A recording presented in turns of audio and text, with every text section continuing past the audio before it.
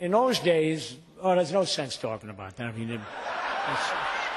I mean, these kids today wouldn't remember that. But you could get a steak for 35 cents and all you could eat. But that was and yet, wait, one thing happened to me in Bassett.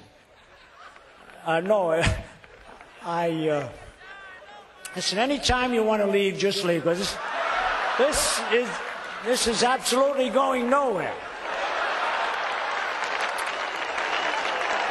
But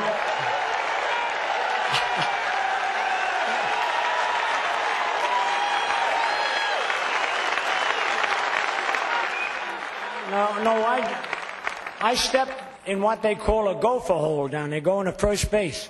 I didn't know what a gopher hole was, but I hurt my leg, and I played on it for about 2 weeks, and the manager and trainer, Ray White, used to pound my leg and rub it, which was the worst thing, as we found out.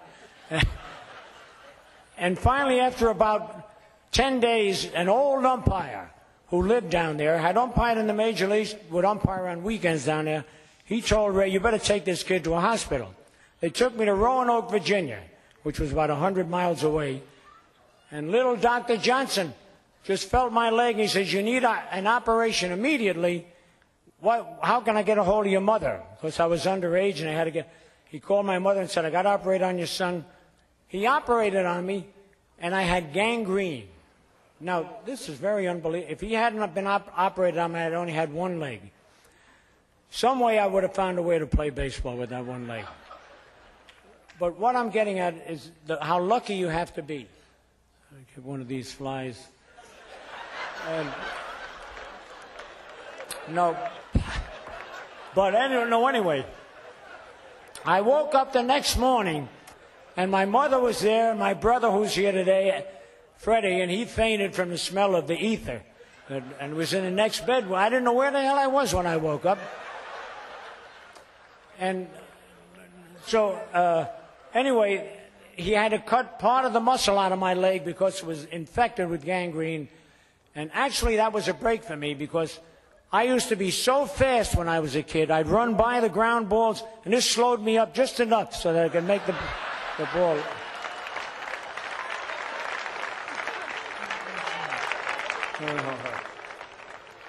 I only got a couple of more of these. No, but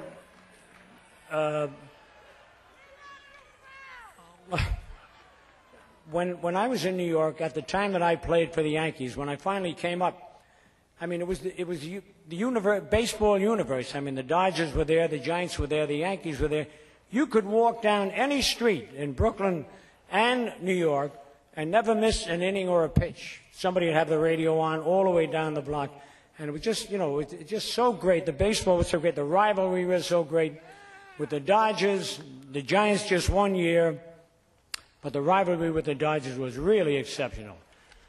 It's unfortunate we beat them every year, but that 1 year, that 1 year they lucked out. We figured we better let them win one or they're going to leave town. And they left town anyway.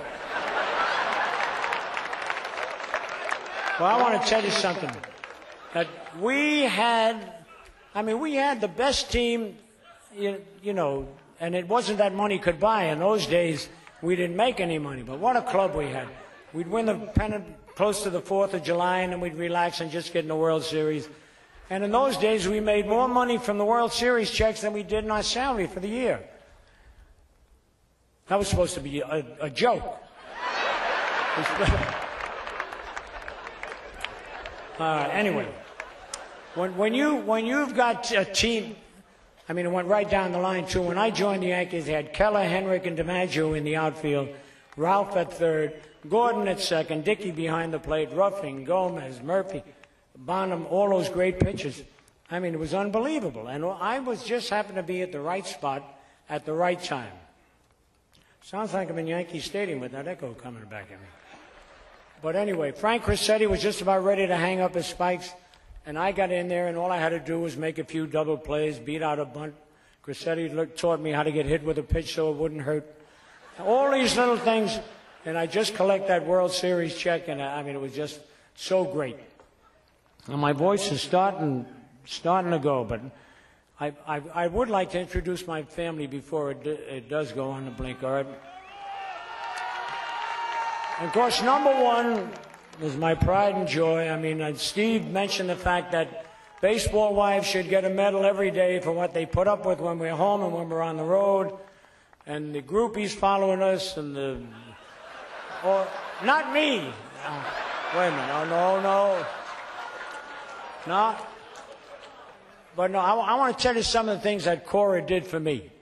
In 1946, after I came back from 3 years in the service, they started to throw, I couldn't hit a curveball. I came back and I figured my career is over. And then the Pascual boys came up from Mexico, and they were flashing $10,000 bills around, and they got Sternweiss and myself, put us in a Cadillac, went under the bridge by the Yankee Stadium, and they said, if you leave right now, we'll give each one of you $10,000, a new Cadillac, but you got to go down there and call Mr. McCarthy from down in Mexico. So I went home and told Cora, I said, let's pack, let's go to Mexico. Well, we were going to get apartment buildings, we wouldn't have to pay taxes, which turned out to be wrong. I mean, but anyway, Cora says, if you go to Mexico, you go without me. I mean, but you know what she turned down at that? Don't forget, after the war, you couldn't get stockings, you couldn't get girdles, you couldn't get butter. She didn't need a girdle, I'll tell you that. She's pretty well built. But